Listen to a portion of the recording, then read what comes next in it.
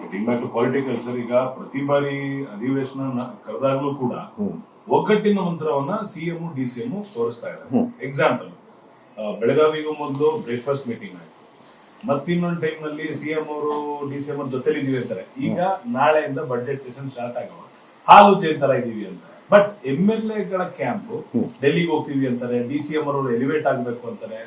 ನಾಯಕರು ತೋರಿಸ್ತಿರೋದು ಒಂದು, MLA ಗಳು ಹೇಳ್ತಿರೋದು ಒಂದು. ಇದ್ರ ಬಗ್ಗೆ ಮಾತಾಡಕ್ಕೆ ಸ್ವಲ್ಪ ಮುಜುಗರ ಆಗುತ್ತೆ. ನಾನು ಇಲ್ಲ ಅನ್ನಲ್ಲ, ನಾನು ಯೂಶಲಿ ಬಾಯಿ ಮುಚ್ಕೊಂಡಿರ್ರಿ ಅಂತ ಹೇಳಿ ನಮಗೆ ಹೈಕಮಾಂಡ್ ಹೇಳಿದ್ರೆ ನಾನು ಅದು ಹೇಳ್ತೀನಿ.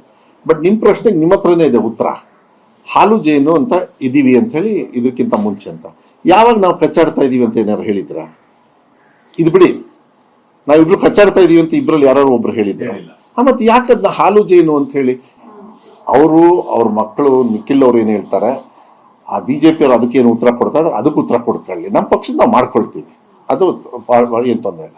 ಈಗ ಡಿನ್ನರ್ ಮೀಟಿಂಗ್ ಯಾವಾಗಲೂ ಮೊನ್ನೆ ನಾವು ಕೃಷ್ಣ ಅವರು ದಿನೇಶ್ ಎಲ್ಲ ಸುಮ್ಮನೆ we are old friends. Some retired officers ಕೂಡ they are my friends today. Because they are retired ಅವರೆಲ್ಲ ಬಂದು ಮನೆಗೆ ಒಂದು ಡಿನ್ನರ್ ಮಾಡ್ಬಿಟ್ಟು ಹೋದ್ವಿ. ಹೋದ್ಸತಿ ಅಸೆಂಬ್ಲಿ ಸೆಷನ್ನಲ್ಲಿ ಒಂದ್ಸತಿ ಕೃಷ್ಣ ಅವ್ರು ಕೊಟ್ಟರು, ಇನ್ನೊಂದ್ಸತಿ ದಿನೇಶ್ ಅವ್ರು ಕೊಟ್ಟರು, ಒಂದ್ ದಿವಸ ಎಲ್ಲ ವಿತ್ ಫ್ಯಾಮಿಲಿ ಬಂದ್ವಿ.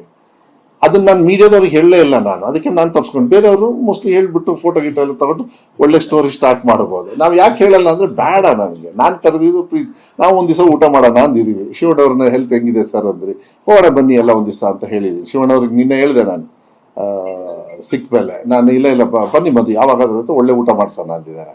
ಅದು ಹಂಗಿರುತ್ತೆ. ಸೊ ಶಿವಣ್ಣವ್ರ ಮನೆಗೆ ಹೋದ ತಕ್ಷಣ ಶಿವಣ್ಣವ್ರ ಮನೆಗೆ ಎಲ್ಲರೂ ಹೋಗಿದ್ದಾರೆ, ಊಟಕ್ಕೆ ಹೋಗಿದ್ದಾರೆ, ಏನು ಶಿವಣ್ಣವ್ರ ರಾಜಕಾರಣಕ್ಕೆ ಬರ್ತಾರಾ ಅಂತ ಹೇಳಿ ನೆಕ್ಸ್ಟ್ ಸ್ಟೋರಿ ಸ್ಟಾರ್ಟ್ ಮಾಡ್ತೀರಿ. ಅದೆಲ್ಲ ಬೇಡ. ನಾವು ಏನಾದ್ರು ಇಂಟೆನ್ಷನ್ ಇತ್ತಂದ್ರೆ ಡೈರೆಕ್ಟ್ ಆಗಿ ಹೇಳ್ತೀವಿ.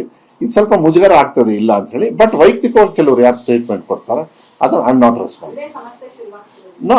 ಆ ಸಮ ಅವರ ನಾಯಕರ ಪರವಾಗಿ ಖುದ್ದು ಶಿವಕುಮಾರ್ ಅವರು ಹೇಳ್ತಾರೆ, ನನ್ನ ಪರ ಯಾರು ಬೇಡಪ್ಪ, ನನ್ನ ಕೆಲಸ ನಾನು ಮಾಡ್ತೀನಿ, ಆದ್ರೂ ಕೂಡ ಅವರುಗಳು ಮಾತಾಡ್ತಿರೋದು ಮತ್ತೆ ಡೆಲ್ಲಿಗೆ ಹೋಗ್ತೀವಿ ಆ ವ್ಯಾಪ್ತಿ ನನ್ನ ಕೈಲಿಲ್ಲ. ಅದನ್ನ DK ಶಿವಕುಮಾರ್ ಅವರು ಮತ್ತೆ ಸಿದ್ದರಾಮಯ್ಯ ಸಾಹೇಬರು ಮತ್ತೆ ಹೈಕಮಾಂಡ್ ಅವರು ಅವ್ರು ಇತ್ಯರ್ಥ ಮಾಡಬೇಕು.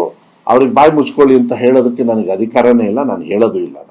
ನಾನು ಮನವಿ ಮಾಡ್ಬೋದು, ಇದೇನಾದ್ರು ಇದ್ರೆ ಬೇಡಿಕೆನ ಪಬ್ಲಿಕ್ ಅಲ್ಲಿ ಹೇಳ್ಕೊಂಡು. ಈಗ ನೀವು ನಾನು ಕೇಳಿದ ನಾನೇನಾರು ಹೇಳಿದ್ನ, ಅವ್ರು ಹೇಳಿದ್ದು ನಾನು ಉತ್ತರ ಕೊಟ್ಟಿದ್ದು, ಕಷ್ಟ ಆಗ್ಬಿಡುತ್ತೆ ನನಗೆ.